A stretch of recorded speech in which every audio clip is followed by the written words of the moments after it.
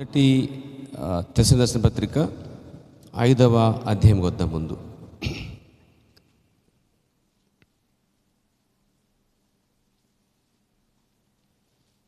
5వ అధ్యాయము 18వ వచనం చదువుకుందాం, లేక 19 చదవండి ఎవరైనా. 1 సెకండ్, 23వ వచనం అండి. మొదటి తెస్సలోనికీయుల పత్రిక 5వ అధ్యాయము 23వ వచనం. సమాధానకర్తయగు దేవుడే మిమ్మల్ని సంపూర్ణముగా పరిశుద్ధపరచునుగాక, మీ ఆత్మయు జీవమును శరీరమును మన ప్రభువైన యేసుక్రీస్తు రాకడ యందు నిందారహితముగాను సంపూర్ణముగాను ఉండునట్లు కాపాడబడునుగాక. సరిపోద్దండి. చూడండి, ఇక్కడ పౌలు గారు చక్క కాపాడునుగాక అని ముగించండి దాన్ని. ఏ విషయంలో కాపాడబడాలంటే ఆత్మ విషయంలోను, జీవం విషయంలోను, శరీర విషయంలో కూడా ప్రభు అయిన యేసుక్రీస్తు రాకడ వరకు నిందారహితంగా సంపూర్ణముగా ఉండునట్లుగా దేవుడు కాపాడునుగాక అని ముగించాడు దాన్ని. సో ప్రార్థన చేసుకుంటూ కలుద్దాం. సర్వశక్తి గల మా ప్రియ పరమ తండ్రి, ఈ సాయంకాల సమయంలో మా కృతజ్ఞతలు స్తోత్రాలు చెల్లించుకుంటున్నాం. 2023 సంవత్సరంలో మొదటి బైబిల్ స్టడీలోనికి లేక మెసేజ్ స్టడీలోకి తీసుకొచ్చినందుకు స్తోత్రాలు.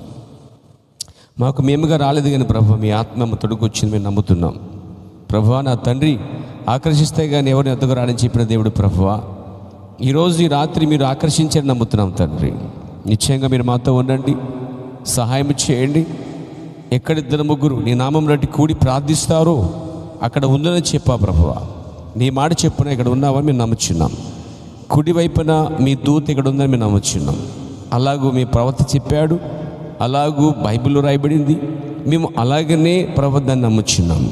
నిశ్చయంగా మా గ్రంథకథమైన మా ప్రభువా, 2023 సంవత్సరం అంతా కూడా మేము ఈ యొక్క మొదటి బైబిల్ స్టడీ మొదలుకొని ఈ సంవత్సరం చివరి వరకు కూడా ప్రభువా, ఈ బైబిల్ స్టడీలో లేక మెసేజ్ స్టడీలో చాలా సంగతులు నేర్చుకున్నట్లుగా శిశిరేఖముగా నీ వద్ద పనిచేయాలనుకుంటున్నాం ప్రభువా. మీరే మా గురువుగా ఉండి బోధకుడిగా ఉండి మమ్మల్ని నడిపించమని ఈ సంవత్సరం అంతా కూడా ప్రభువా, ప్రతి బైబిల్ స్టడీలో వ్యత్యాసముగా మీరు మాతో మాట్లాడచ్చు, చాలా సంగతులు ధ్యానించుకుంటూ ప్రభు ఈ సంవత్సరం చాలా వర్తమానాలు ముగించుకునే కృప మాకు దయచేయండి. ప్రభు యేసుక్రీస్తు రాకడ వరకు నిందారహితముగా ప్రభువా నిలిచినట్లుగా దేవా ప్రభు మమ్మల్ని జ్ఞాపం చేసుకోనమని కృప చూపమని మా ప్రాణమును ఆత్మను శరీరముగా అప్పగించుకుంటూ ఈ సంవత్సరం అంతా ప్రతి బైబిల్ స్టడీలో ప్రభువా మీరు బలపరచమని యేసుక్రీస్తు నామములో ప్రార్థిస్తున్నాము. ఆమేన్. దయచేసి కూర్చోండి. పేరు ప్రభు నామ మహిమ కలుగా. 3 దశలండి. ఈ 3 అనే సంఖ్య కోసం ఆలోచించండి. మీరు కొద్దిసేపు మాట్లాడుకుందాం. 3, ఆకాశం, భూమి, పాతాళం 3 కనిపిస్తాయి మనకండి. 3 గురించి మీరు ఆలోచిస్తే దేవుడు తండ్రిగా ఉన్నాడు, కుమారుడుగా ఉన్నాడు, పరిశుద్ధాత్మగా ఉన్నాడు. Praise God. దేవునికి స్తోత్రం కలిగాక. అంత మాత్రం కాదు, మీరు బాగా ఆలోచించండి. పాత నిబంధనలో 3 జాతులు ఉన్నాయండి. నోవహు కాలంలో ప్రపంచమంతా 3 జాతులే ఉన్నాయని మనం చెప్పుకున్నాం ఆల్రెడీ. ఆ 3 జాతులు ఎవరండి? Thank you sister. దేవుడు దీవించుగాక. చూడండి, 3 జాతుల ద్వారాగానే ప్రపంచమంతా నింపబడిందండి. అంత మాత్రం కాదు, ఈ 3 కోసం ఆలోచిస్తే నోవహు వాడికి 3 అంతస్తులు ఉన్నాయండి. గుర్తొస్తుందా? 3 అంతస్తులు. ప్రత్యక్ష గుడారానికి కూడా ఆవరణము, పరిశుద్ధ స్థలము, 3వది అతి పరిశుద్ధ స్థలం ఉందండి. అలాగే మనం కూడా 3 అయి ఉన్నామండి. అదే ఇక్కడ మనం రాయబడింది. చూడండి, మా ఆత్మ మనం కలిగి ఉన్నాం, జీవం మనం కలిగి ఉన్నామండి, సోల్, తర్వాత శరీరం, బాడీ మనం కలిగి ఉన్నామండి. స్పిరిట్, సోల్ అండ్ బాడీ, ఈ 3 మనమై ఉన్నాయండి. కానీ మనం ముగ్గురు కాదు, ఈ 3 కలిసి ఉన్నాయండి. దేవునికి స్తుతి కలిగాక. 3 దశలు గల మనిషి మనం. అంత మాత్రం కాదు, మట్టి శరీరంతో ఉన్నాం, మహిమ శరీరంతో ఉండబోతున్నాం, వాక్య శరీరంతో ఉండబోతున్నామండి. ప్రజెంట్ మనం మట్టి శరీరంలో ఉన్నాం. ఏదో ఒక రోజున ప్రభు వచ్చినప్పుడు మన శరీరము ఏమవుద్దంటే, చూడండి, ఒకవేళ ప్రభు వస్తే వాక్యశంగా మారిపోతున్నాం, లేక ప్రభు రాకపోతే మట్టికి చేరుకుంటున్నామండి. ఇది మట్టిలో కలిసిపోతుంది. ఎందుకంటే ఇది మట్టి నుంచి వచ్చింది కాబట్టి మట్టికే చేరాలి. ఆత్మ పైనుంచి వచ్చింది కాబట్టి ఆత్మ పైకి పోద్దండి. దేవునికి స్తోత్రం కలిగాక. కాబట్టి ఇక్కడ మట్టి శరీరం మట్టికి పోయినప్పుడు ఈ మట్టి శరీరమును ఆ వాక్య శరీరం 2 కలిసినప్పుడు మహిమ శరీరంగా మారబోతుందన్నమాట అండి. ప్రవక్త అలాగే చెప్పాడు, నేను అలాగే చెప్తానండి. దేవునికి స్తోత్రం కలిగాక.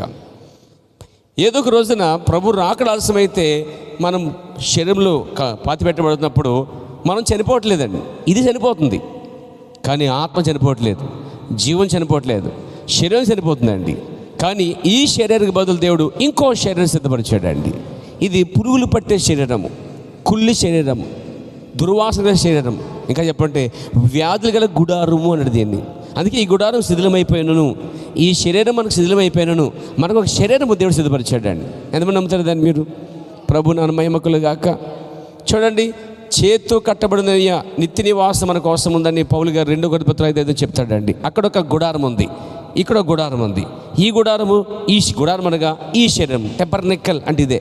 ఇది ఎప్పుడైతే నశించిపోతుందో, పాడైపోతుందో, శిథిలమైపోతుందో, డిజాయిర్ కరిగిపోతుందో, అప్పుడు దేవుడు ఆ పరలోక పట్టణంలో మన కోసం ఒక నిత్యమైన నివాసం, అంటే దానికి నిత్యం అనగా ప్రారంభమే లేనిది అనమాట. అలాంటి ఒక శరీరము మన కోసము ఆయన సిద్ధపరిచాడంటే ఎంత అద్భుతమండి.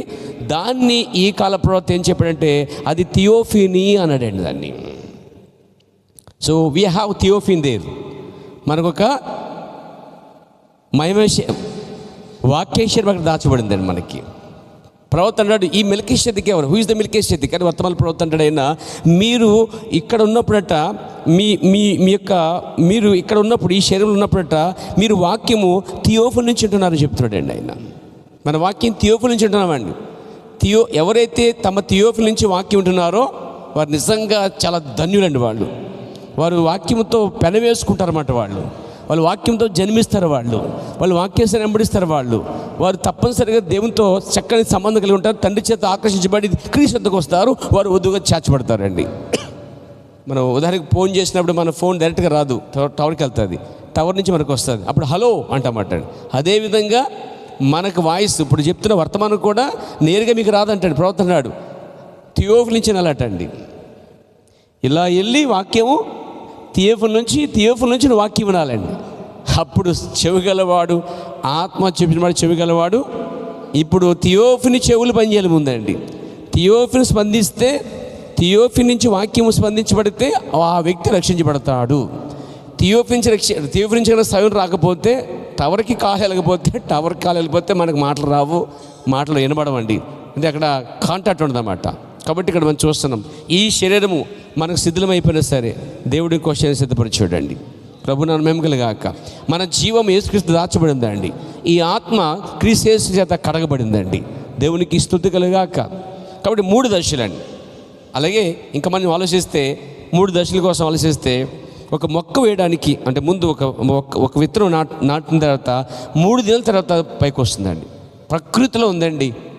ఏ విత్తనం తీసుకోండి, మీరు భూమిలో భూమిలో వేయండి, 3 days తర్వాత ప్రభు చెప్పాడు కదా, గోధుమ గింజను మీరు పాతి పెడితే అది 3వ దినాన మరలా లెగుస్తుంది అని. చూడండి, అది 3 దినములు పాతి పెట్టబడిన యేసుక్రీస్తు అనే గోధుమ గింజ వస్తుంది చెప్పాడండి.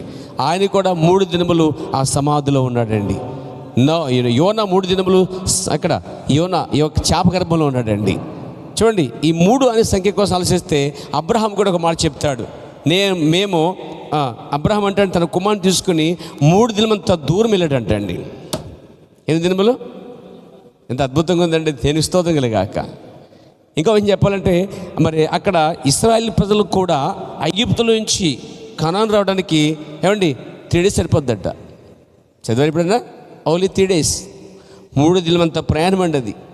కానీ వాళ్ళు ఎప్పుడైతే ప్రవక్తని, వర్తమానాన్ని, వాక్యాన్ని నిరాకరించారో, రిజెక్ట్ చేశారో, దేవుడు వారిని అక్కడే తిప్పుకుంటూ రావడానికి 40 సంవత్సరాలు పట్టిందండి. అంటే ఒక తరము పోయేదాకా దేవుడు అలా వారిని తిప్పాడంటే ఒకసారి ఆలోచించండి.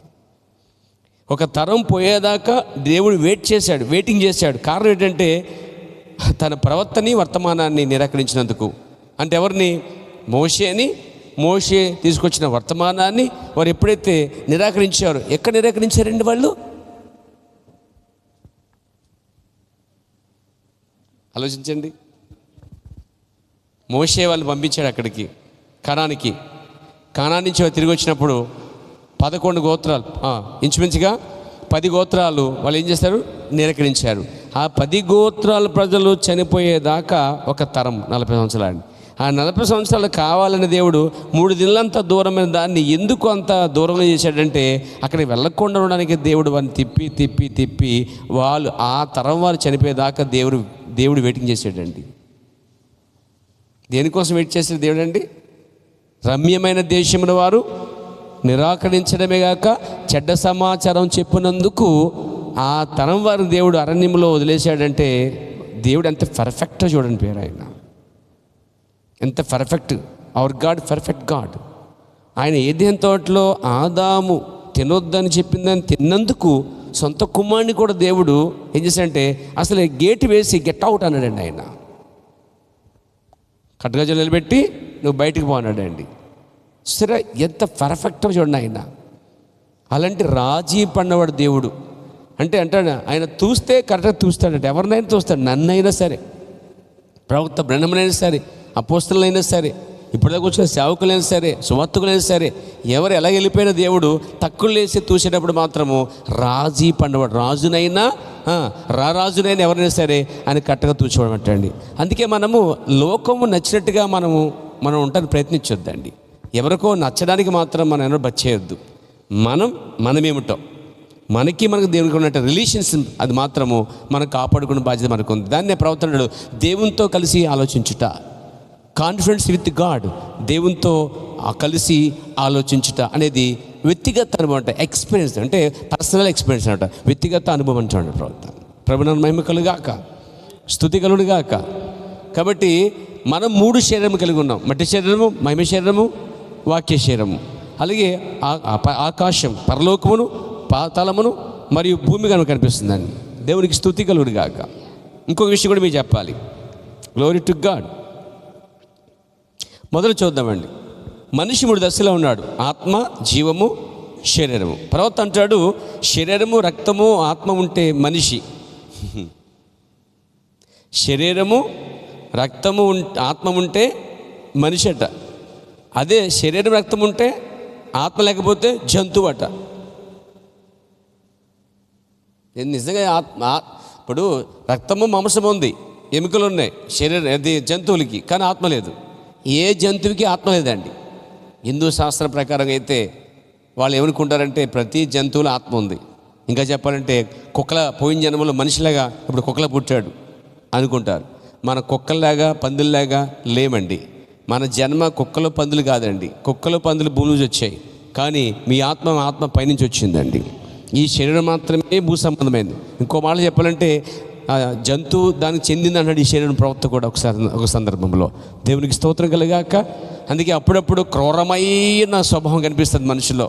తోడేళ్ళు లాంటి స్వభావము, నక్కలాంటి స్వభావము, సింహలాంటి స్వభావము ఏంటి, తర్వాత సింహలాంటి స్వభావము ఏమంటే, తర్వాత జంతువు లాంటి కొన్ని క్రూరమైన జంతువు స్వభావం కనిపిస్తాయి. బైబిల్ కూడా చాలామంది ఎలా పోల్చాడంటే వాళ్ళు క్రూరమైన తోడేళ్ళు అని పోల్చాడు, వారు నక్క అని పోల్చాడు.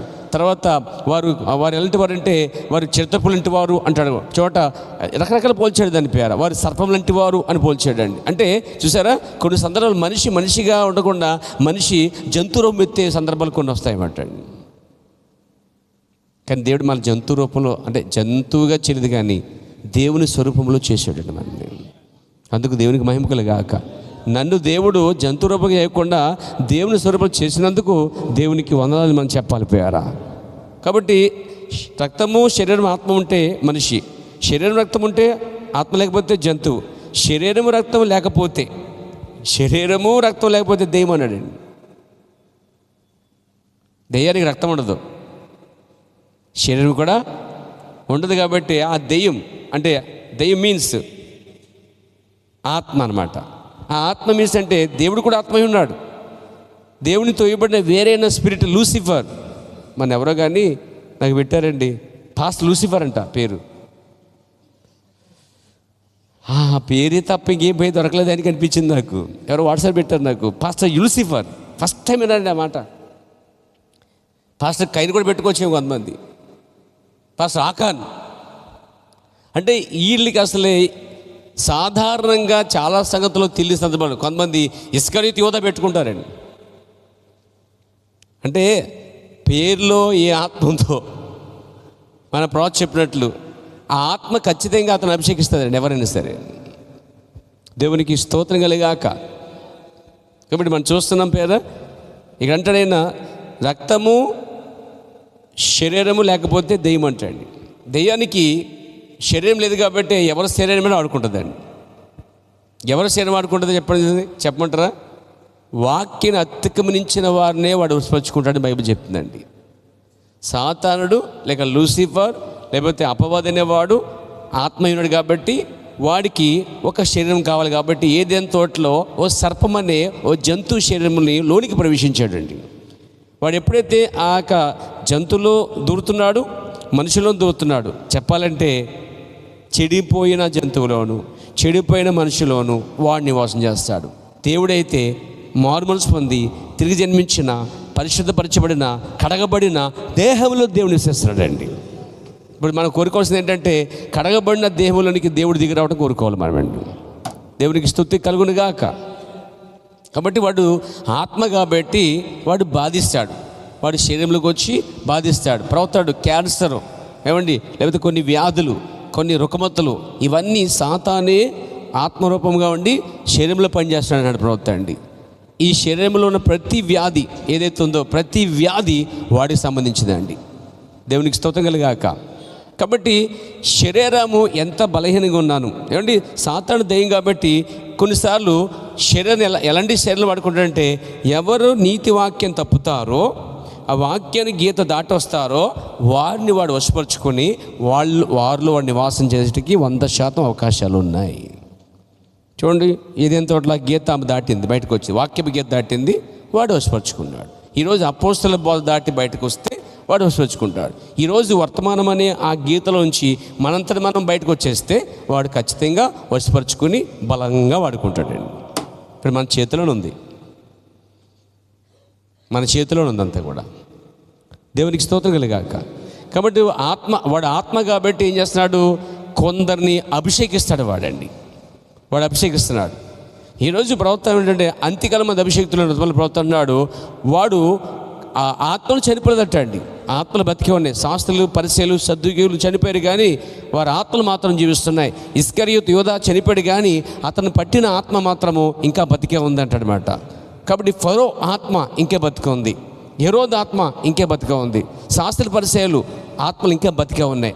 మనుషులు లేరు కానీ వారి ఆత్మలు ఉన్నాయి. ఆ ఆత్మలు చెడిన ఆత్మలు కాబట్టి వారిని ఎవరిని అభిషేకిస్తారంటే వాక్యం తప్పిన ప్రతి వారిని అభిషేకిస్తారు. ఇప్పుడు నేను వాక్యం తప్పినా, వాక్యం బయటకు వచ్చినా వాడు అభిషేకిస్తాడు, నువ్వు వాక్యంతో బయటకు వచ్చినా వాడు అభిషేకిస్తాడు. మన కొలమానం ఏంటంటే వాక్యపు కోటలో మనం ఉండాలి.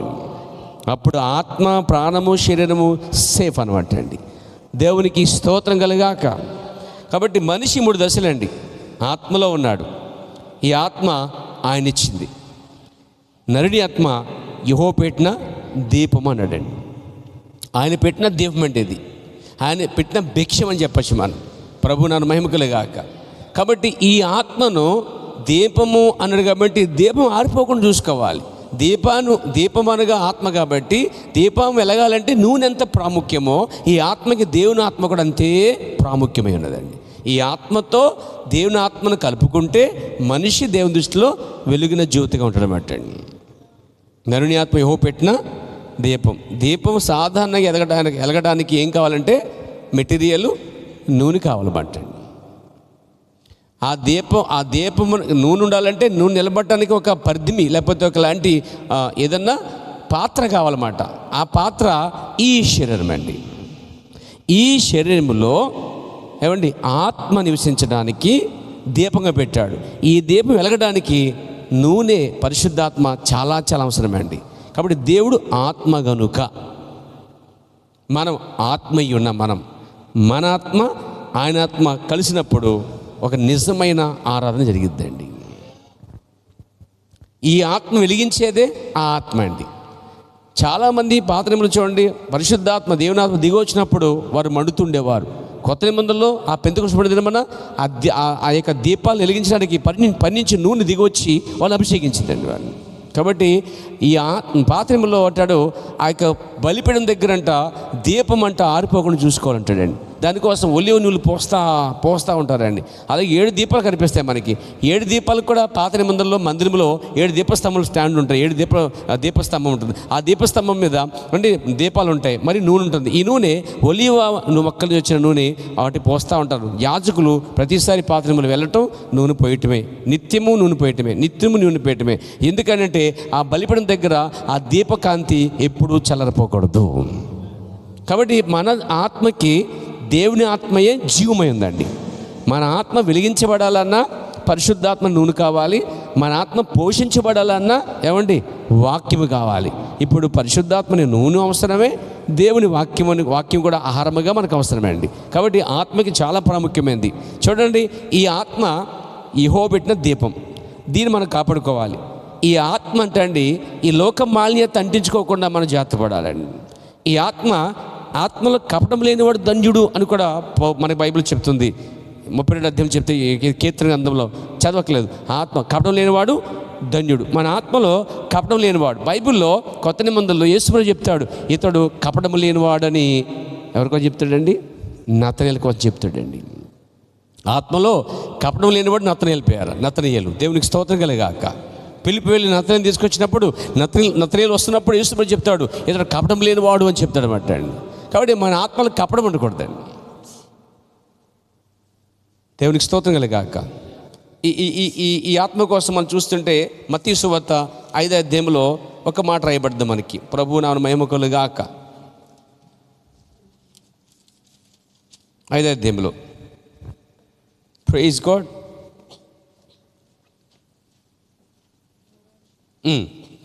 ఆత్మ విషయమే దీనులైన వారు ధన్యులు. అంటే ఇప్పుడు ఆత్మ అనే ఈ విషయంలో మనం దీనులుగా ఉండడానికి ప్రయత్నించండి. దీనులుగా ఉన్నప్పుడు పరలోకరాజ్యం వారిది. కాబట్టి నరుడికి పెట్టిన దీపము ఇది ఆత్మ విషయంలో దీనులుగా ఉండాలి. ఈ ఆత్మ విషయంలో ఈ ఆత్మ దేవునితో కలిసినప్పుడు యోహాను సువార్త చెప్పినట్లుగా ఒక నిజమైన ఆరాధన జరిగింది. దేవుడు ఆత్మ కనుక ఆయన ఆత్మతోనగా ఆయన ఆత్మ మన ఆత్మ కలిసి కూడుకున్నప్పుడు ఒక ఆరాధన జరిగిద్ది. ఇప్పుడు ఆ ఆత్మ లేకుండా ఆరాధన అనేది ఆత్మీయంగా ఉంటుందండి. దేవుని ఆత్మ మనల్ని అభిషేకించినప్పుడు నిజమైన ఆరాధన చేయగలుగుతాం. అప్పుడు నిజంగానే పశ్చాత్తాపడతాం, నిజంగానే దేవుని దగ్గర అవుతాం, నిజంగానే దేవునికి చాలా మనం పెనవేసుకుంటామండి. ఒక ఆత్మతో అభిషేకించబడిన ఆరాధన మనకు చాలా ముఖ్యమండి. కాబట్టి ఆత్మ చాలా ముఖ్యమైనది. అందుకే ఈ ఆత్మ విషయంలో దీనులుగా ఉండడానికి ప్రయత్నించండి. దీనులుగా ఉంటే వారు ధన్యులైతే దేని ధన్యులు? పరలోక రాజ్యం వారిది. దేవునికి స్తోత్రం కలుగాక. కాబట్టి ఈ ఆత్మ విషయంలో చాలా జాగ్రత్తగా ఉండాలి. దేవునికి స్తుతి కలుగాక. ఇకపోతే ఈ ఆత్మ దేవుడిచ్చాడు కాబట్టి ప్రసంగి అంటాడు, ఆత్మ దేవునితో తిరిగి వెళ్ళును. ఈ ఆత్మ దేవునితో వెళ్ళేటప్పుడట ఇది సరిగ్గా ఈ భూమి మీద దేవుని ఆత్మతో పెనవేసుకుని జీవించుకున్నట్లయితే, ఈ దేవుని ఆత్మతో నడిచినట్లయితే, దేవుని ఆత్మతో తిరిగి జన్మించినట్లయితే, దేవుని ఆత్మతో పోషించబడినట్లయితే, దేవుని ఆత్మతో పెనవేసుకున్నట్లయితే ఆ ఆత్మను ఆ శరీరం విడిచిపెట్టినప్పుడు ఈ ఆత్మ నేరుగా దేవునితో వెళ్తుందండి. ఒకవేళ ఇవేమీ జరగకుండా ఉన్నట్లయితే ఆత్మ అంత్య దినంలో జరిగే తీర్పు వరకు అక్కడ పాతాళంలో బంధించబడుతుందండి. ఎలాగైనా ఆత్మ ఈ శరీరాన్ని ఏదో ఒక రోజున విడిచిపెడుతుంది. విడిచిపెట్టక ముందు శరీరం అందున్నాను లేకపోయినాను మనం ప్రభుకి ఇష్టలుగా ఉండాలి పౌలు అంటాడండి. ఇది మన యొక్క టార్గెట్. దేవునికి స్తోత్రం కలుగాక, దేవునికి మహిమ కలుగాక. ఆత్మ గురించి మనం ఆలోచిస్తే ఆత్మకి అసలు చావే లేదు. ఆమేన్. అసలు చావే లేదండి. ఆ మధ్యకాలంలో ఏంటంటే మనిషి చనిపోడు, మనిషికి మరణం లేదు అని చెప్పుకొచ్చారు. అసలు వాస్తవంగా మనం చెప్పుకునేది ఏదైతే ఉందో దాన్నే రుజువు చేస్తారు సైన్స్ ప్రకారంగా. ఇప్పుడు దాకా బైబిల్ చెప్పింది ఏంటంటే ఇది అసలు మనిషి కాదు. ఏమండి, ఈ మనిషిలో ఆత్మని ఒక మనిషి ఉన్నాడు, అంతరంగ పురుషుడు, అదే నిజమైన మనిషి అని బైబిల్ ఎప్పుడు చెప్పుకొస్తుంది. కానీ ఈ మధ్య కాలంలోనే ఈ గొప్ప వ్యక్తులు పరిశోధన చేసి ఏంటంటే మనిషికి మరణం లేదు, మరణం కేవలం శరీరానికే, ఆత్మకి లేదు అని చెప్పగలిగారండి. కాబట్టి ఈ ఆత్మలో దేవునితో ఎప్పుడు సదాకాలం ఉండటానికే దేవుడు నిర్ణయించుకున్నాడండి. ప్రభు నామమున మహిమ కలుగును గాక. కాబట్టి ఆత్మలో దీనులైన వారు ధన్యులు, వారు దేవుని రాజ్యమును స్వతంత్రించుకుంటారు. దాని కొరకే మన ఆత్మలో దీనులుగా మనం ప్రవర్తించాలి. ప్రభు నామమున మహిమ కలుగాక. మన ఆత్మ సరిగ్గా దేవుని ఆత్మతో కలిసి నడవాలన్నమాట. అంటే మన నిజంగా దేవుని ఆత్మతో మనం జన్మిస్తే వాక్యానికి మనం ఆమెను చెప్తా ఉంటాడు ప్రభుత్వం. ఆత్మ చెప్పిన వాడు చెవిగలవాడు. పరిశుద్ధాత్మ నేను తాకినప్పుడు, పరిశుద్ధాత్మ నీతో మాట్లాడినప్పుడు నిజంగా నీ ఆత్మ తిరిగి జన్మిస్తే దాంతో స్పందించగలుగుతావు, దాంతో నడవగలుగుతావు. దేవునికి స్తోత్రం కలుగాక. కాబట్టి మన ఆత్మలో ఆయనతో పనివేసుకోవాలండి. మన ఆత్మను స్పందించేదాకా, మన ఆత్మను దేవుడు అభిషేకించేదాకా మనం ఆరాధన చేయాలి. మన ఆత్మతో నింపబడే వరకు ఆరాధన చేయాలి. అట్లంటే ప్రార్థన చేయాలి. ఆ విధంగా మనం ఉండాలి ఈ సంవత్సరం. తర్వాత మనం చూస్తే జీవం. ఈ జీవము ఆయన ఇచ్చిందండి. ఈ జీవాత్మ ఆయన ఇచ్చిందే, ఈ ఊపిరి ఆయన ఇచ్చిందే. అందుకే చూడండి, ఈ జీవముతోనే అంటే బ్రతుకుండగానే నిర్మహింపరచాలి. మనం చనిపోయిన తర్వాత మనం ఏం చేయాలి, కానీ బ్రతుకుండగా ఈ శరీరంలో ఉండి ఆయన గనపరచాలి. ఈ శరీరం నుండి గనపరిస్తే తర్వాత శరీరం లేకపోయినా మహిమ శరీరంలో కూడా అదే విధంగా గనపరుస్తామండి. కాబట్టి దేవునికి స్తోత్రం కలుగాక. తర్వాత శరీరము. ఈ శరీరం కోసం చెప్పుకున్నాం, ఇది వ్యాధి గుడారం అండి. దీనికి చాలా బలహీనమైన ఘటం ఈ శరీరం. ఎక్కువ శాతము ఇది ఎలా ఉందంటే దేవుని వాక్యము తప్పించబడి అపవిత్రపడుతుంది. ఈ శరీరము అపవిత్రపరచకుండా ఉండాలంటే దేవుని వాక్యం చేత మాత్రమే మనం పనివేసుకోవాలి. ఒకటి, ఈ శరీరంలో మంచిది ఏది లేదంటాడు పౌలు గారు.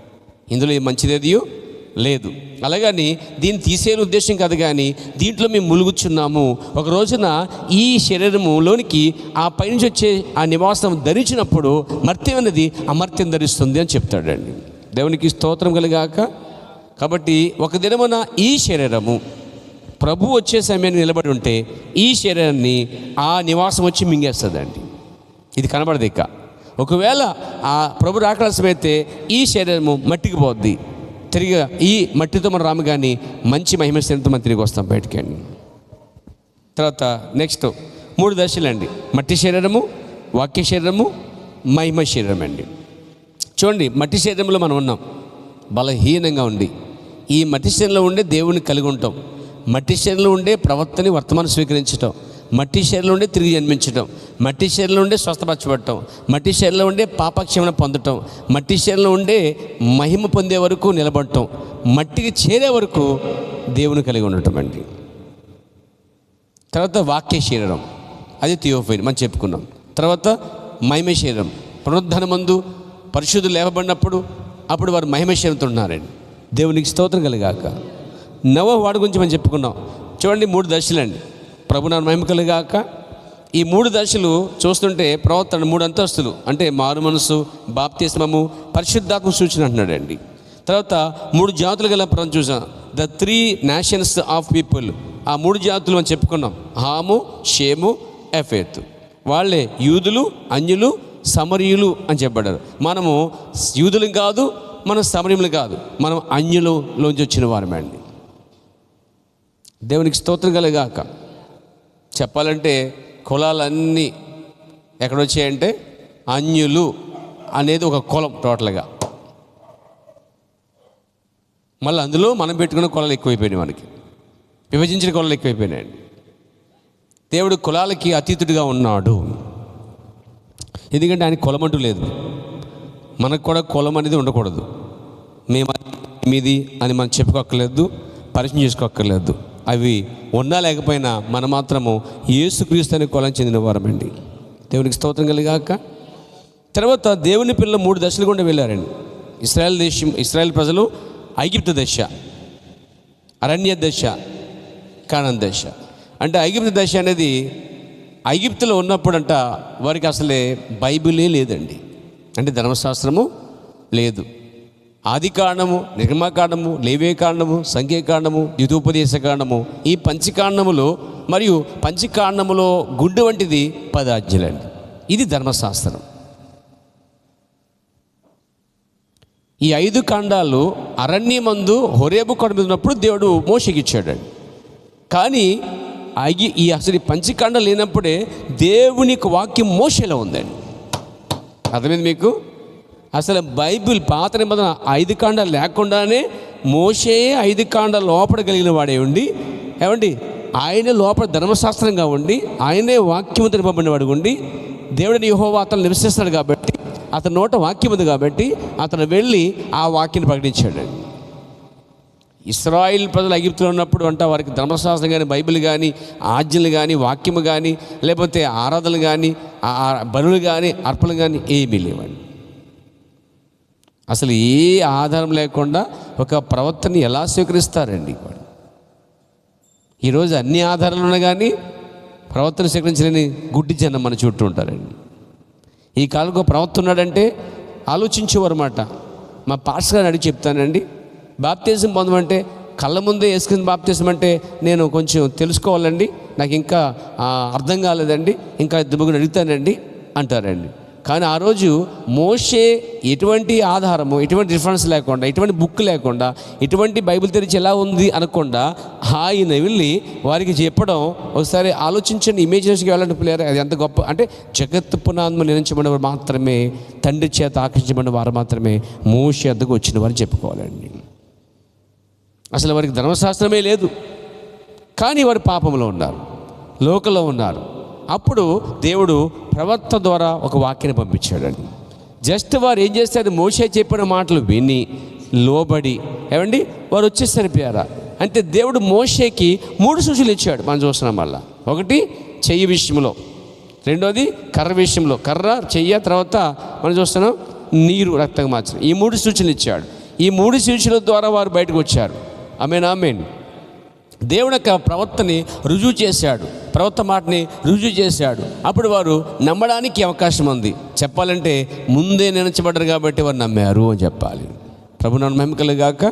అప్పుడు వారు ఏం చేశారు, మారు మనసు పొంది, మనసు మార్చుకొని, ఇక ఐగుప్తులో కాదు దేవుడు పిలుస్తున్నాడు, అదిగో ప్రవక్త మోషే చెప్పాడని చెప్పి మొదటి దశ ఐగుప్తు దశ అని విడిచిపెట్టి బయటకు వచ్చారు. ఒక వ్యక్తి ఐగుప్తు అనే లోకములో, ఈరోజు ఆత్మ సంబంధంగా లోకమే ఐగుప్తు అండి. లోకం అంటే మన చుట్టూ లోకం ఉంది అనగా పాపం అనే లోకం, చీకటి అనే లోకం. దాంట్లోంచి ఒక వ్యక్తి బయటకు రావాలి. ఎప్పుడు బయటకు వస్తాడు? సువార్త విన్నప్పుడు, వాక్యం విన్నప్పుడు. ఈరోజు ఆధారాలు చూపించిన బాప్తిస్మం గురించి, దైవత్వం గురించి బోధించిన, స్త్రీ కోసం బోధించిన, అపోస్తలుల కోసం బోధించిన, ప్రవక్త గురించి బోధించిన, వధువు యొక్క ఐక్యత ఈ విధంగా ఉంది, వర్తమానం యొక్క ప్రజలు ఎలా ఉండాలి, ఇంత ప్రేమ కలిగి చూపించిన ప్రజలు ఇంకా ఐగుప్తులోనే ఉన్నారండి. కానీ కొద్దిమంది బయటకు వచ్చారు. ఆమేన్, ఆమేన్. మోషే వారిని వేరు చేసినట్టుగా ఈరోజు ప్రవక్త బ్రహ్మ కూడా ప్రపంచ ఐగుప్తు నుంచి ఒక వధువును మొదటి దశ నుంచి బయటకు లెక్కొచ్చాడండి. ఇప్పుడు మొదటి దశలో నుంచి వారు బయటకు వచ్చారు, రెండో దశలో అడుగు పెట్టారు. ఆ రెండో దశ యాత్ర, అరణ్య. చూడండి, మొదటి దశ బయటికి రావటం. ఇప్పుడు మనము సువార్త ద్వారా లోకము, సంఘశాఖ నుంచి, పాపము నుండి బయటికి రావటం. బయటకు వచ్చిన వారు అరణ్య యాత్రలు ఉన్నారు. ప్రవర్తనాడు ఆ అరణ్య దశ దేవుని సంఘం అన్నాడండి. అంటే మారు మనసు పొంది బాప్తిస్మం పొంది నువ్వు ఈ సంఘంలో కొనసాగుతా, దాని అర్థం కొనసాగుట ఏంటంటే ఇది అరణ్య యాత్ర అనమాట. ఈ అరణ్య యాత్రలోనే ధర్మశాస్త్రం బోధించబడింది. ఒక వ్యక్తి పాపములు లోకలు ఉన్నప్పుడు అతను ధర్మశాస్త్రం, వాక్యం తెలియదు అసలే.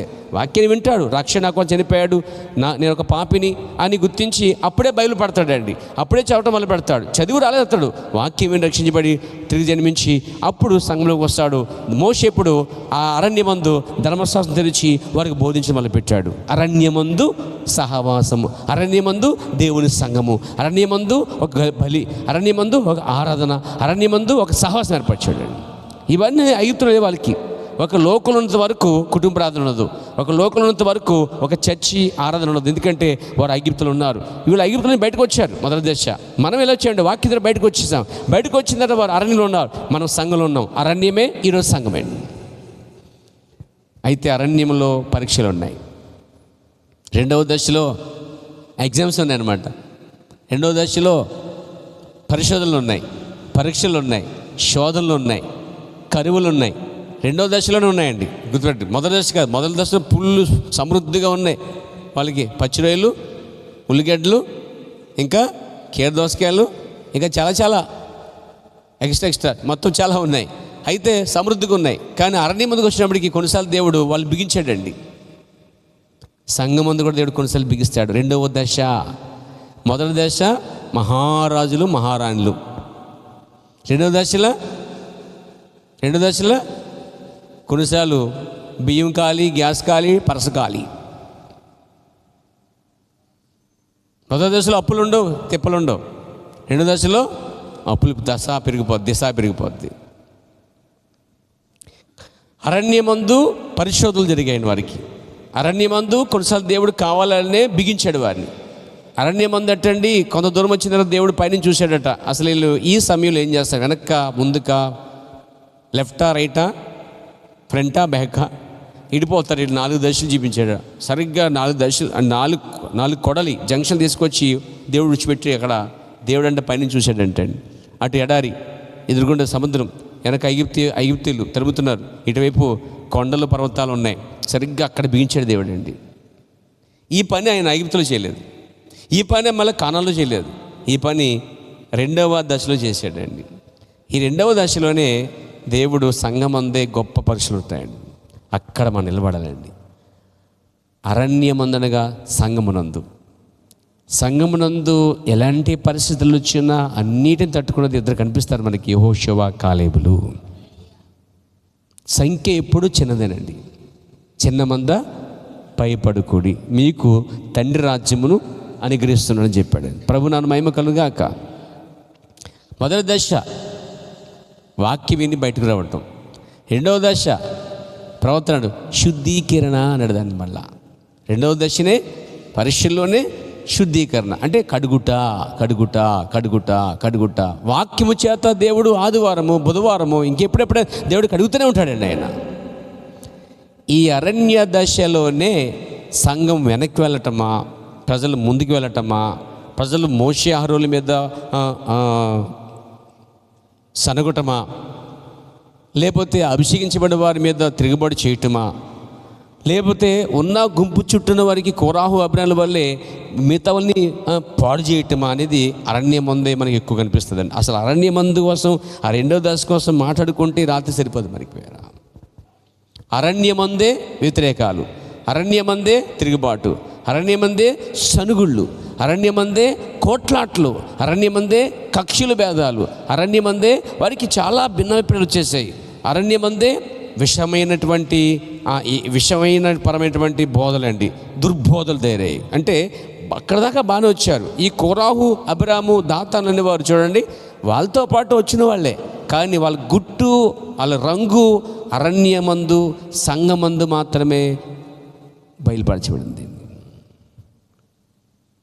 అందుకే సంఘంలో ఏం జరుగుతుందో ఎవరికి అర్థం కాదండి, కానీ దేవుడు మాత్రం సంఘాన్ని జల్లు పడుతున్నాడండి. ఆ విషయం పట్టుకోలేదు, చాలా కష్టం, చాలా లేవుతుంది అనమాట. అంటే దేవుడు అరణ్యమందు ఏం చేస్తున్నాడంటే జల్లి పట్టి జాగ్రత్తగా జల్లేసుకుంటాడంట. ఎగస్ట్రా ఏమొచ్చినా మెల్లిగా తప్పించేస్తున్నాడండి ఆయనకి నాణ్యమైనవి కావాలి, దేవునికి గోధుమలు కావాలి, పొట్టు వారికి అక్కర్లే. లోతులేగా అబ్రహాంతో పాటు లోతు వచ్చినట్టు చాలామంది వచ్చేసిపోతూ ఉంటారు. వాళ్ళు డిస్టర్బెన్స్గా ఉంటారు, వాళ్ళు సరిగా ఉండరు, సరిగా ఉండరు, సరిగా ఉంచరు. ఏమండి, వాళ్ళు బత్తి చేయరు, ఇంకోళ్ళు బత్తి చేయనివ్వరు. వాళ్ళు ఆటంకులు ఉంటారు, ఇంకోళ్ళు ఆటంకపరుస్తూ ఉంటారు. ఇలా వారు సనుగుతూ ఉంటారు, సనిగేటట్టు లేపుతూ ఉంటారు పేరు. కాబట్టి ఈ అరణ్యమందే మీరు గమనిస్తే మోషే, ఏమండి, అహరోను, మిరియం కనిపిస్తారు. అలాగే మోషే ఒక పక్కన యెహోషువ, కాలేబులు కనిపిస్తారు. ఇదే అరణ్యమందు కోరాహు, అభిరాము, దాతలు కనిపిస్తారు. అంటే అక్కడ నిజమైన స్వచ్ఛమైన బోధ ఉంది, దాని పక్కనే దుర్బోధ కూడా ఉందన్నమాట. అంటే అక్కడ అరణ్యమందే వారు ఏం చేశారంటే ఒక సంఘాన్ని చీల్చడం మొదలుపెట్టారండి. సేమ్ అదే బయట ఉన్నప్పుడు జరగదు, ఐగుప్తు ఉన్నప్పుడు జరగదు. వాళ్ళు ఐగుప్తు నుంచి బయటకు వచ్చాక అరణ్యమందు చీలుకలు ఏర్పడ్డాయండి. ఒక వ్యక్తి సంఘానికి వచ్చిన తర్వాత మెల్లిగా కొనసాగినప్పుడు దేవుని ఆత్మ సరిగా అతను లేకపోతే, తిరిగి జన్మించకపోతే అతను ఏం చేస్తాడు, మిగతా వాళ్ళందరినీ అలుముకుని ఏమండి ఆ చేదని వీరందరిని అమ్ములుకొని జాగ్రత్తగా బయటికి లాగేయటం జరిగింది అంట. అది కోరాహు, అభిరాము, ఆత్మ యొక్క అభిషేకం ఉండేది. ఈ అరణ్యమందే ఇంకో కార్యం ఏంటి, 2 దశలో వారు మోషేతో నిలబడినట్టుండి మోషే చెప్పబెట్టకుండా వేరే కార్యక్రమాలకు పాల్గొంటామండి. వాళ్ళు మోయాబీల యొక్క బలులకి, మోయాబీల యొక్క ఆరాధనలకి, మోయాబీల యొక్క విగ్రహాలకి వారు వెళ్ళిపోయారు. అందుచేత అక్కడ మోషేని భయపరిచేసి వెళ్ళిపోవటం అనేది కూడా కనిపిస్తుంది. సంఘము భయపరిచేసింది. సంఘం అంటే అంత కాదు, యెహోషువ కాలంలో ఎప్పుడు వధువు సాదృశ్యం అండి. వధువు ఎప్పుడు కూడా మోషే వర్తమానాన్ని భయపరిచేసి వెళ్ళలేదు, వెళ్ళదు కూడా. Praise the Lord. వారు ఎప్పుడు మోషేతో నిలబడ్డారు. ప్రవక్త అంటాడు గౌరవ వర్తమానంలో, మోషే మంచిలో ఉన్నా, మోషే చెడ్డగా ఉన్నా, మోషే మంచిగా ఉన్నా, మోషే తప్పులో ఉన్నా, మోషే ఒప్పులో ఉన్నా వాళ్ళ ప్రశ్న లేదట. వారు మోషేతో మాత్రం వాళ్ళ వెనక నిలబడి ఉన్నారని. అది ఎప్పటికీ వదిలండి అది. అందుకే దేవుడు వారి పిల్లలు తప్ప ఆ దేశానికి మిగతా వాళ్ళు పోరు అని చెప్పాడండి ఆయన. దేవుడికి స్తోత్రం కలిగాక. మిగతా వాళ్ళందరూ గందరగోళం, భోజనం దగ్గర గందరగోళం, గొడవ వస్తే గందరగోళం, గడ్డి వస్తే ఆగిపోవటం, ఒక గడ్డి వచ్చింది ఆగిపోయారంటాడు. గడ్డి మోసే మాకు మందలు ఎక్కువ ఉన్నాయి, ఇక్కడ ఆగిపోతా అక్కడ రామన్నారట. అసలు ఎందుకు వచ్చారో బయటికి ఆ సంగతి మర్చిపోయారు. అలాగే లోకం నుంచి సంఘర్షణ బయటికి ఎందుకు వచ్చారో అది మర్చిపోయి మళ్ళీ వెనక్కిపోతాం. కొంతమంది అదలా ఉంచాడు, కొంతమంది మోసే వెనక్కి వెళ్ళిపోతాం, మేము మళ్ళీ బాప్టిస్ట్కి, పెంతెకోస్తుకి, పిసిపిరికి, బాబాయ్ తిరిగన్నా ఆ సంఘమే బాగుంది, బెదర సంఘం, ఆమె సంఘమే బాగుంది, మరియమ్మ సంఘం అని కొంతమంది ఎందుకు అలా వెళ్ళిపోతున్నారు తెలుసా? అరణ్యమందు జరిగిన చరిత్ర ఏది ఉందో అది మళ్ళా రిపీట్ అయిందనమాట, మళ్ళా జరుగుతుంది. అందుకే మీరు పాత నిబంధనలో చక్కగా చదవండి, 5 పంచకాండాలు చదవండి. 5 కాండాల్లో జాగ్రత్తగా మీ దృష్టిలో పెట్టుకుని 5 దశ అని చదవండి, అరణ్య దశ అని చదవండి, కానాను దశ అని చదవండి. ప్రవక్త ఊరికే చెప్పలేదు, 3 దశలు అంటే ఊరికి చెప్పలేదు. మొదటి దశలోనే జరిగిన కథలు చెప్పుకొచ్చాడు, 2వ దశలో జరిగిన కార్యాలు చెప్పుకొచ్చాడు, 3వ దశలోని కార్యాలు చెప్పుకొచ్చాడు. దేవునికి స్తోత్రం కలుగాక. అదే అరణ్యమందు ప్రత్యక్ష గుడారం ఏర్పడిందండి. అదే అరణ్యమందు బలులు అర్పణలు జరిగాయండి. అదే అరణ్యమందు దేవుడు వారి మధ్య దిగి వచ్చిన సందర్భాలు ఉన్నాయి. అదే అరణ్యమందు దేవుని ప్రవర్తన వర్తమానం దేవుడు రుజువు చేశాడు. ప్రియారా, రిజెక్ట్ చేసిన వారిని దేవుడు మొత్తటం కూడా అరణ్యమందే జరిగినాయి. ఇవన్నీ టోటల్గా ఈ గందరగోళము పరిస్థితులు, ఉప్పిళ్ళ లేచేవన్నీ కూడా అరణ్యమందే జరిగినట్టుగా ఈరోజు సంఘంలోకి వచ్చిన తర్వాత, సంఘంలో కొనసాగుతున్నప్పుడు ఇవన్నీ దాటుకు వచ్చిన వారు యెహోషువ కాలంలోని వీళ్ళు. నేను అంటున్నాను, ఇవన్నీ అయిన తర్వాత ఆ యెహోషువ కాలం ఎక్కడుంటారు? ఆ పక్కన నుంచి అనిపిస్తుంది నాకండి. మీకు అనిపించలేదా? ప్రవక్త అంటాడు, మాధుర్యముగున్న సంఘమును వాడు అలా ఉంచడు, వాడు బయట నుంచి లోపల నుంచి తీసుకొచ్చి సంఘాన్ని విమర్శిస్తాడు, విషయాన్ని ఎక్కిస్తాడు, దాంతో సంఘాన్ని వాడు పాడు చేస్తాడు. ఆ టైంలో మీరు ఏం చేస్తారంటే మీ కాపుడితో నిలిచి ఉండండి అంటాడండి. మీ కాపుడితో నిలిచి ఉండండి. అది ఈ వర్తమానం అంటే దేవుని మర్మమైన క్రీస్తు బయలుపరచబడిన వర్తమానంలో 11, 12, 17 పేజీలో ఈ మాట రాయబడిందండి. ప్రభు నన్ను మహిమ కలుగా. ఆయన ఆ మాట చెప్పాడంటే ఊరికే చెప్పలే, అనుభవంతో చెప్పాడండి ఆయన. అసలే ప్రవక్త ఏమనుకున్నారు? ప్రవక్తలో మొత్తం బైబిల్ ఉందండి. ప్రవక్తే బైబిల్ అయి ఉన్నాడు చెప్పాలంటే. అది మీరు నమ్మగలిగితే ప్రతి మాటను మీరు విస్మరిస్తారండి, ప్రతి మాటని గౌరవిస్తారు మీరు. దేవునికి స్తోత్రం కలిగాక. మొదటి దశ, 2వ దశలోనే, మొదటి దశ తక్కువ టైమే కానీ 2వ దశ ఎక్కువ టైం పట్టింది. రెండో ఆ దశలోనే అంత జరుగుతున్నా కానీ 2వ దశలో దేవుని పనిష్మెంట్ కూడా మొదలుపెట్టాడండి. అరణ్య దశలో పనిష్మెంట్ ఇచ్చాడు కొంతమందికి, పనిష్మెంట్ కూడా జరిగిందండి, క్షమాపణ జరిగిందండి. ఏమండి, కొందరు దేవుడు మొత్తం రంగం మీద, భూమి మీద లేకుండా తీసేయడం కూడా జరిగింది అరణ్యమందు. మన మధ్య అరణ్యమందు మనందరం ఉన్నాం. ఆత్మ సంబంధమైన అరణ్యంలో ఇశ్రాయేలు ఎలా ఉన్నారు ఆ రోజు, ఇప్పుడు ఇశ్రాయేలు అనబడుతున్న వధువు కూడా అరణ్యమందే వెళ్తున్నమాట. ఈ అరణ్యమందే నిలకడగా మన భక్తి కాపాడుకోవాలండి. ఈ 2వ దశ చాలా చాలా ప్రాముఖ్యమైనది, లాంగ్ పీరియడ్ అండి. ఇది ఎక్కువ టైము దాంట్లోనే మనం నిలబడటం నేర్చుకోవాలండి. సంఘంలో ఎంతకాలం ఉన్నది ముఖ్యం కాదు, వర్తమాన పుస్తకం ఏం చదవడం ముఖ్యం కాదు, వర్తమానం ఎంతకాలం ఉన్నది ముఖ్యం కాదు, అసలే ఆ వాక్యముతో ఎంతకాలం గట్టిగా పట్టు నిలబడి ఉన్నామనేది ముఖ్యమండి. ఎంత ప్రత్యక్షత వచ్చింది, ఎంత పెద్దది చిన్నది అది ముఖ్యమైనది కాదు, ఎన్ని ప్రసంగాలు విన్నాం అని ముఖ్యమే కాదు, ఎంత అనుభవం ఉంది అది ముఖ్యం కాదు, ఎంత బయలుపరచబడిన వాక్యంతో మనము నడుస్తున్నాం, పట్టుకుని నిలబడుతున్నాం అనేది ముఖ్యమైన కార్యం. అది యెహోషువ కాలేబులకే సాధ్యమైంది. అందుకే వారి కోసం దేవుడిచ్చిన స్టేట్మెంట్ చూడండి ఎలా ఉందో. దేవుని యొక్క వాక్యం చూద్దాం. పేర ప్రభు నామన మహిమ కలుగును గాక. సంఖ్యాకాండం అనుకుంటున్నాను నేను, నాకు కొత్త బైబిల్ పేజీలు రావట్లేదు. ప్రోసిలా దేవుని స్తోత్రం కలుగాక. చూడండి, సంఖ్యాకాండం 14వ అధ్యాయము 24వ వచనాన్ని, 23వ వచనాన్ని, 22, 23, 24 చదువుదామండి. నేను ఐగుప్తులోను అరణ్యములోను చేసిన సూచక్రియలను నా మహిమను చూచిన ఈ మనుషులందరూ, అది ఆయన పరిశోధించారండి వీళ్ళు. కాగా వారి పితరులకు ప్రమాణం పూర్వకముగా నిచ్చిన దేశమును వారు చూడనే చూడరు. ఎందుకు చూడరండి? ఆయన్ని అలక్ష్యం చేసిన వారిలో ఎవరునూ దాన్ని చూడరు. చూడరు అన్న టైంలో చూసే వాళ్ళని కూడా దేవుడు చెప్తున్నాడు. అక్కడ ఎవరైతే చూడరని చెప్తున్నాడో వాళ్ళందరూ కాదు, అయితే చూసే వాళ్ళని కూడా గురించి మాట్లాడాడు. నేను ఇప్పుడు నా సేవకుడు కాలేబు మంచి మనసు కలిగి పూర్ణ మనసుతో నన్ను అనుసరించిన హేతువు చేత అతడు పోయిన దేశంలో అతను ప్రవేశపెట్టేదను. సరిపోద్దండి అక్కడ. చూడండి, కాలేబుకి మంచి మనసు ఉందంటండి. మనకు కూడా మంచి మనసు ఉండు గాక, కుళ్ళు మనసు ఉండకూడదు గాక, మంచి మనసు దేవుడు అనిపించింది గాక. దానికోసం మనం ప్లాన్ చేసుకోవాలి కూడా. నేను ఉదాహరణ చెప్తాను. మంచి కుళ్ళు మనసు అంటే మామూలుగా చెప్తాను. మంచి డ్రెస్ వేసుకుంటే కులుకుంటాం, పొలం ఇల్లు కొనుక్కుంటే కులుకుంటాం, ఎక్కువ మరలు వచ్చే పక్కలకి నాకు రాలేదంటే కులుకుంటాం. అవన్నీ మన దగ్గర ఉండకూడదండి. ఎదుటివాడి సంతోషం, ఎదుటివాడి సక్సెస్ఫుల్, మన సక్సెస్ఫుల్ అని ఫీల్ అయ్యే వరకు మనం ఆ మనసు ఆ దేవుడు మనకు అనుగ్రహించను గాక. దేవునికి స్తోత్రం కలగాక. మనం ఓడిపోయిన పర్లేదు, కానీ ఎదుటివాడు మన వల్ల గెలిస్తే అది ఎంతో గొప్పతనం అండి. ఇప్పుడు ఉదాహరణ చెప్తాను, చిన్న ఉదాహరణ చెప్తాను. తండ్రి కొడుకులు ఇద్దరు కలిసి ఆడుతున్నారు ఆట అనుకుందాం. తండ్రి మనసు ఎలా ఉండదంటే నా కొడుకుని గెలిపించాలనుకుంటాడు. అతను సత్తా ఉన్న బలమని ఏం చేస్తాడంటే ఓడిపోయినట్టుగా నటిస్తాడనమాట.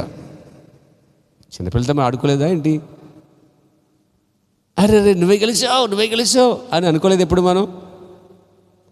మా జ్యోతి చిన్నప్పుడు అలాగే ఆడుకున్నాను. మరి గిఫ్ట్తో కూడా అలాగే ఆడుకున్నాను అప్పుడు చిన్నప్పుడు.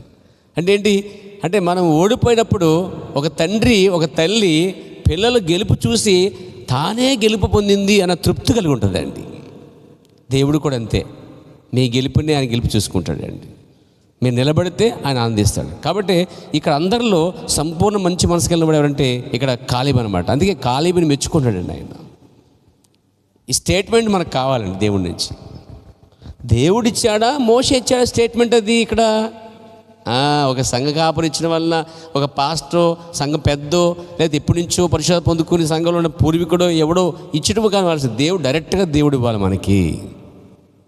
మెప్పు పొందవలసింది మనుషుల వల్ల కాదండి, దేవుడి వల్ల మెప్పు పొందాలి మనమండి. దేవునికి స్తోత్రం కలిగాక. వాడు మనుషులు వీడు చెడ్డోడు అంటారు, మనుషులు మంచోడు అంటారు. వీడికి అనుకూలంగా మాడితే మంచోడు, వీడికి ఎదురుగా మాడితే చెడ్డోడు అని వాళ్ళు అప్పటికప్పుడు మార్చేస్తారు. కానీ దేవుడు అంటాడు కాదు, దేవుడు యథార్థపరుడు, మనిషిని అంచనేసాడు కాదు, వాక్యాన్ని బట్టి దేవుడు లెక్కిస్తున్నాడు. దేవుడికి మహిమ కలుగును గాక. కాబట్టి అరణ్య దశ చాలా ప్రాముఖ్యమైనది. అరణ్య దశలోనే తేలిపోవటం, ఓడిపోవటం, వెళ్ళిపోవటం, విమర్శించబడటం, నిలబడటం అన్నీ అక్కడే జరుగుతాయి. పేర చెప్పాలంటే అది మన ఎగ్జామ్ హాల్ అనమాట. హాస్పిటల్ కూడా అది, రోగులకి వైద్య స్థలం కూడా అదే స్థలంలో దేవుని ఆరాధించడం కూడా. అరణ్యంలో ఏం జరిగిందో ప్రియులరా ఇప్పుడు మళ్ళా సంఘంలో అవే జరుగుతున్నాయి. దేవునికి స్తోత్రం కలగాక. అయితే యెహోషువ కాలేబు లాంటి వధువు కొరకు దేవుడు చూస్తున్నాడు అండి. ప్రభు నాన్న మహిమ కలుగాక. ఇంకొక విషయం, ఈ 3 దశల కోసం ఇంకొక 3 విషయాలు చెప్పి ముగిస్తాను. పేర సమయం లేదు, చాలా కార్యాలు ఉన్నాయి. ప్రభు చేతి మీద దీన్ని మనం కంటిన్యూ చేసుకుందాం. 3 విషయాలు చూద్దాం. దేవునికి ఒక 3 ఉద్దేశాలు ఉన్నాయండి. నేనంటలే ప్రవక్త అన్నాడు, Christ is the mystery of God revealed. దేవుని మన క్రీస్తు బయలుపరిచిన ప్రవక్త అంటున్నాడు. 33 పేరాలు అంటున్నాడండి ఆయన. దేవునికి 3 ఉద్దేశాలు ఉన్నాయి అంటున్నాడండి. రాసుకోండి. దేవుని మర్మమైన క్రీస్తు బయలుపరచబడిన వర్తమానంలో 33వ పేజీ అండి. పుస్తకంలో 33వ పేజీ అనమాట. 3 ఉద్దేశాలు దేవునికి ఉన్నాయంట. Three purpose of God. దేవునికి 3 ఉద్దేశాలు ఉన్నాయి. ఇక్కడ ఒకటి, మొదటి ఉద్దేశం, దేవుడు తను తాను బయలుపరచుకొనుట. దేవుడే తను తాను ఒక వ్యక్తికి, ఒక సేవకుడు, ఒక పెద్దో, ఒక విశ్వాసం, ఒక పాపో, ఎవరో ఒకరికి, తనకు సంబంధించిన వ్యక్తులకి దేవుడు తను తాను బయలుపరచుకుంటున్నాడండి. ఫస్ట్ దేవుడు ఎలా బయలుపరచుకున్నాడో మనం ఆలోచిస్తే మొదట దశ ఒక మూడు ఉద్దేశం. మొదటి ఉద్దేశం ఏంటంటే దేవుడు తానే తన్ను తానే బయలుపరచుకునుట. ఎక్కడన్నా బైబిల్లో ఎక్కడన్నా మీరు చూడగలుగుతారంటే ఎందుకు లేదు? అబ్రహాముకి దేవుడు తను బయలుపరచుకోలేదా? ప్రభునామ మహిమ కలుగాక. ఇంకా ముందుకు వస్తే అరణ్యమందు మోషేకి అంటాడు ఆయన, అబ్రాహాము దేవుడును, ఇసాకు దేవుడును, యాకోబు దేవుడును చెప్పి బయలుపరుచుకుంటాడు. యాకోబు కూడా తను బయలుపరుచుకున్నాడు, ఇసాకు బయలుపరుచుకున్నాడు, అబ్రాహాము బయలుపరుచుకున్నాడు. ఆ తర్వాత మోషేకి తను బయలుపరుచుకున్నాడంటే, నేను అబ్రహాం యొక్క దేవుణ్ణి, మీ తాత దేవుణ్ణి, మీ ముత్తాత దేవుణ్ణి, ఇప్పుడు మీ తండ్రి దేవుణ్ణి, ఇప్పుడు నీ దేవుణ్ణి అన్నాడండి. దేవునికి స్తోత్రం కలుగాక. కాబట్టి ఇక్కడ తన్ను తాను బయలుపరుచుకునే విధానం అది పాత నిబంధన. అలా పాత నిబంధనలు ఎక్కడ చూసినా మనకు కనిపిస్తుంది ఎవరికైనా సరే. Glory to God. సమూయేలు దగ్గరికి వచ్చినప్పటికీ సమూయేలు కూడా తను ఏమై ఉన్నాడు కూడా డైరెక్ట్గా బయలుపరుచుకున్నాడు అండి. కొత్త నిబంధనలు మనం చూస్తున్నాము, ఆ యొక్క శిష్యులకి తాను ఏమైనాడో తను బయలుపరుచుకున్నాడు. ఒక్కొక్కరు చూసుకుంటే మనకు అర్థమవుతుంది. ఇంకా కొంచెం ముందుకెళ్తే అక్కడ అపోస్తలుడైన పౌలు దగ్గర తను ఏమైనాడో బయలుపరుచుకున్నాడు. ఇంకా మనం ముందుకు వస్తుంటే ఈ యొక్క కడవరిలో ఉన్నటువంటి యోహాను ఉన్నాడు. యోహానికి తాను ప్రణాళిక ఏముందో, 7 ముద్దలు ఏంటో, గుర్రాలు ఏమిటో మొత్తం టోటల్గా బయలుపరుచుకున్నాడండి. ఆయన తన్ను తాను బయలుపరుచుకున్నాడండి. ఇంకా మాట చెప్పాలంటే శాస్త్ర పరిశీలకి ఏం బయలుపరచుకోలేదండి ఆయన. కానీ శాస్త్ర పరిశీలి మెస్సే కోసం చూస్తున్నట్టు చెప్తుంది. వారి గ్రంథాలు కోసేస్తున్నాయి, వాళ్ళ ప్రవచనాలు, మోషే ప్రవచనాలు, దానియేలు ప్రవచనాలు పట్టుకుని కూర్చున్నారు, మలాకి ప్రవచనాలు పట్టు కూర్చున్నారు. ఇది నెరవేర్చబడదేమో చూస్తున్నారు, కానీ వాళ్ళ కళ్ళ ముందు నెరవేర్చబడుతున్న వారు చూడలేకపోయారు. తాను ఎందుకు బయలుపరచుకోలేదు వారికి? ఆయన ఎవరికి బయలుపరచుకోవాలో వారికి బయలుపరచుకుంటున్నాడు. దేవునికి స్తోత్రం కలుగాక. మీరు చెప్పొచ్చు, అరణ్యమందు మోషేతో పాటు చాలామంది కాపలు ఉన్నారటండి, కానీ దేవుడు అక్కడ వారికే బయలుపరుచుకున్నాడు. యేసుక్రీస్తు పుట్టినప్పుడు అరణ్యమందు ఉన్నటువంటి ఆ యొక్క దేశంలో చాలామంది గొప్పవారు ఉన్నారు, కానీ కాపలకు ముందు బయలుపరుచుకున్నాడు. అదే సమరయ దగ్గరికి వచ్చాడు ఆయన. సమరయ దగ్గరికి వచ్చినప్పుడు తాను ఏమై ఉన్నాడో బయలుపరుచుకున్నాడు. అదే జక్కీ దగ్గరికి వచ్చాడు, తాను ఏమై ఉన్నాడో బయలుపరుచుకున్నాడు. అదే దేవుడు ప్రవక్త బెడం దగ్గరికి వచ్చాడు. ఈ కాలంలో ఆయన ఏమై ఉన్నాడో, ముగ్గురు కాదు ఒక్కడే ఏ విధంగా వచ్చాడు, ఆదరించి దైవత్వం ఏ రూపంలో వచ్చిందో అదంతా తాను పూర్తిగా బయలుపరుచుకున్నాడు. ఇప్పుడు ఆయన ప్రజెంటు నీకు నాకు వధువుకి తానేమైనాడో బయలుపరుచుకున్నాడండి. ఇంత బయలుపడిన తర్వాత కూడా నువ్వు సరిగ్గా బచ్చైపోతే, ఇంత బయలుపడిన తర్వాత కూడా తను బయలుపరుచుకున్న తర్వాత కూడా ఇక మర్మం లేదు అన్నప్పుడు సాధారణంగా భర్త భార్య మధ్య రహస్యాలు ఉండకూడదు. ఒకవేళ భర్త భార్య మధ్య రహస్యాలు ఉంటే కనుక ఈ రాత్రి వాటిని పూర్తిగా పగలగొట్టండి. భర్తకు తెలియకుండా మంత్రతంత్రాలు చేర్పించొద్దు, భార్య తెలియకుండా భర్త మంత్రతంత్రాలు చెయ్యకూడదు. మన భర్త రహస్యం లేనివాడండి, తాను పూర్తిగా బయలుపరుచుకున్నాడు. ఒక మంచి పురుషుడు, ఒక మంచి భర్త తన భార్యకి తాను ఏమైనాడో పూర్తిగా డీటెయిల్గా చాలా చాలా చాలా ఓపెన్ హార్ట్ తోటి, ఓపెన్ మైండ్ తోటి టోటల్గా తాను ఏమైనాడు పూర్తిగా బయలుపరుచుకుంటాడు. అంటే తనకంటూ ఏ రహస్యము లేదు, పూర్తి రహస్యాన్ని బయలుపరుస్తాడు. దేవుడు అదే చేశాడు ఇక్కడ. పరలోకమంతా మర్మమంతా టోటల్గా వధువుకి తను బయలుపరుచుకుంటూ వచ్చాడండి. దేవునికి స్తోత్రం కలుగాక. ఆయన పురుషుడిగా ఉండి ఏ విషయము దాయకుండా తన భార్యకి ఎలా పంచుకున్నాడో, ఇక్కడ పురుషులు కూడా మీ భార్యలకి ఏది మరుగు లేకుండా ఏమండి పూర్తిగా బయలుపరుస్తున్నారా? అబ్బే అది చెప్పేవండి, గొడవ పెట్టద్ది, శంకినేది బాబు, అది పట్టిందంటే వదలదండి బాబు, కోపం ఎక్కువ, ఇది చెప్తే ఏమనుకుంటుందో, ఇది చెప్తే బాగోదు, ఇది చెప్తే దానికి ఎంత తెంగ మొక్కన. కానీ కొంతమంది ఇలా అస్సలు తక్కువ ఎక్కువ ఎంచకుండా ప్రతిదీ ఏ రహస్యము లేకుండా నువ్వు భర్తగా నా భర్త ప్రవీణ్స్కరిస్తూ లేక మన భర్త ప్రవీణ్స్కరిస్తూ ఏది లేకుండా తను పూర్తిగా ఓపెన్ మైండ్తో బయలుపరుచుకున్నాడండి. ఏ రహస్యమే అయినా దాయిలే, ప్రతి రహస్యాన్ని వధువనే తన భార్యకి బయలుపరిచాడు. క్రీస్తు స్థానంలో వచ్చిన పురుషుడు నువ్వు నేను కూడా ఖచ్చితంగా నువ్వు కూడా నీ భార్యకి ఏ రహస్యము దాయకుండా చెప్పాలి. అప్పుడే నువ్వు పర్ఫెక్ట్. క్రీస్తు పర్ఫెక్ట్. నువ్వు క్రీస్తు వల్లే దాయకుండా పూర్తిగా బయలుపరిచావు అనుకోండి, నువ్వు పర్ఫెక్ట్. లేదు కొన్ని దాస్తున్నావు, భార్య తెలియకుండా కొన్ని దాస్తున్నావు అంటే నీలో చాలా పొరపాటు తప్పులునే అర్థం అనమాట అండి. మన ప్రభువుని యేసుక్రీస్తు తాను పూర్తిగా బయలుపరుచుకున్నాడండి. ఇంకా ప్రవక్త అంటాడు, వివాహమైన తర్వాత భార్య భర్తలు మధ్య ఎటువంటి రహస్యం లేకుండా తను పూర్తిగా బయలుపరుచుకుంటారండి. ఇది కూడా అంతేనండి, ఆత్మ సంబంధంగా. దేవునికి స్తోత్రం కలిగాక. కాబట్టి భార్య తెలియకుండా మంత్రాలు, తంత్రాలు, కార్యక్రమాలు ఈ రోజు నుంచి స్టాప్, ఆపేయాలి. అలాగే భార్య కూడా ప్రతి దానిని ప్రార్థనాపూర్వకంగాను కృతజ్ఞతాపూర్వకంగాను దేవునికి తెలియచేయండి అని ఎలా చెప్పాడో, ఒక భార్య అనే ఒక స్త్రీ కూడా తప్పనిసరిగా భర్తకి చెప్పకుండా ఏది దాయకూడదండి. ఇందా చెప్పాడు పాస్టర్ గారు, బాగుంది, మరి మా కోసం ఎందుకండి? మీకోసం కూడా బైబిల్ ఉందండి. అలాగే సంఘము కూడా ప్రతి విన్నపమును, ప్రతి కార్యం ఉంది, బైబిల్లో ఉంది, చదువుకున్నాం. దాన్ని సంఘమే అని చూడకండి, సంఘమనే స్త్రీలకు కూడా వర్తిస్తుంది. అది ఆ వాక్యం చూపించడం కోరుతున్నాను. పిలిపి రాసిన పత్రిక అనుకుంటున్నాను నేను. దేవునికి స్తోత్రం కలిగాక. Praise God.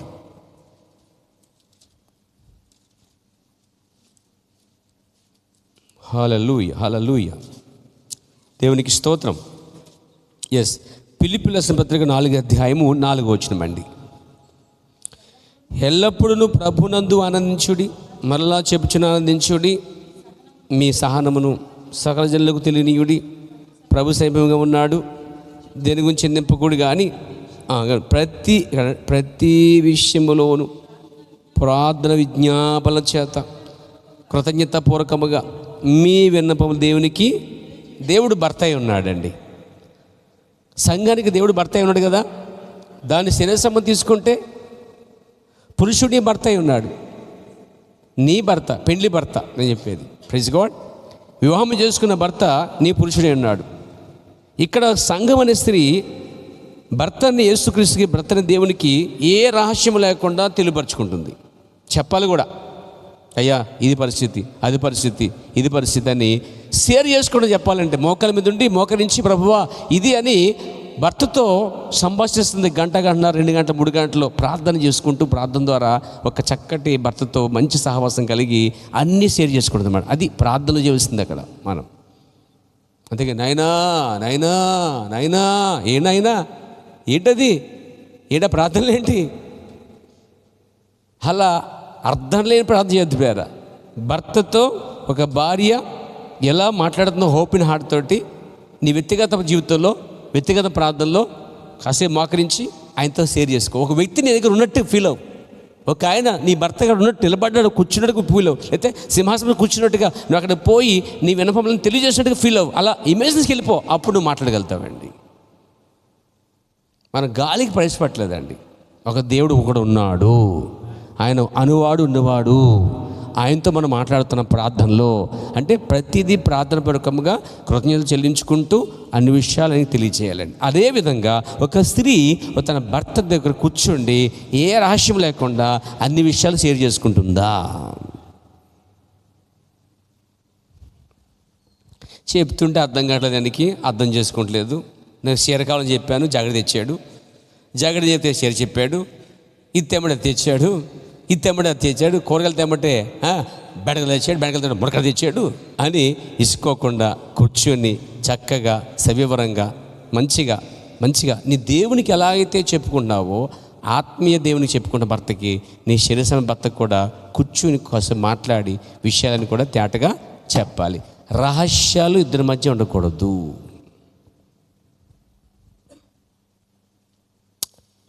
ఇద్దరికీ పరిశుద్ధాత్మ దేవుని గురించింది కాక, అది చాలా ప్రాముఖ్యమైన కార్యం అండి. Praise God. ఎక్కడికొచ్చాడు మనం? ఏమండి? దేవుని యొక్క ఉద్దేశం తను బయలుపరుచుకుంటా. అవునండి, ఇక మరుగులేదు. అదే దేవుని మర్మమైన క్రీస్తు బయలుపరుచుకుంటాం అని అసలు ఆ టైటిల్లోనే ఉందండి. చెప్పాలంటే ఆ టైటిల్ చేతి మొత్తం సబ్జెక్ట్ అంతా అర్థం చేసుకోవచ్చు మనం. దేవునికి స్తోత్రం కలగాక. రివీల్డ్, తను తాను బయలుపరుచుకునుట, అది మొదటి కార్యం. రెండోది, సంఘములో తానే ప్రధానుడిగా ఉండగోరుతున్నాడండి. ఇది హైయెస్ట్. ఈ చర్చ్ అంతటికి, రక్షించబడిన సంఘం అంతటికి, ఈ సంఘం మాత్రమే కాదు, ప్రపంచమంతట ఉన్న ఈ వధువుకి అంతటికి ఆయన ప్రధానంగా ప్రభువుగా ఉండాలనుకుంటున్నాడండి. అందుకే సంఘ కాపలికి ఓ మాట చెప్పాడు పేతురు గారు, ఏమంటే మీరు మందలికి మాదిరిగా ఉండగా కానీ ప్రభులే ఉండకండి అని చెప్పాడండి. నేను సంఘాలకి నాయకుడిగా, సంఘాలకి శిరస్సుగా, సంఘాలకి అతనే ప్రభుగా సంఘ కాపరి లేడండి. అతను కూడా ఒక దాసుడు అంతే. That's all, servant of God. దేవుని యొక్క దాసుడై ఉన్నాడు. దేవునికి స్తోత్రం కలిగాక. కాబట్టి ఒప్పుకోవాలి, సంఘ కాపరి మరియు సంఘం కూడా ఒప్పుకోవాలి.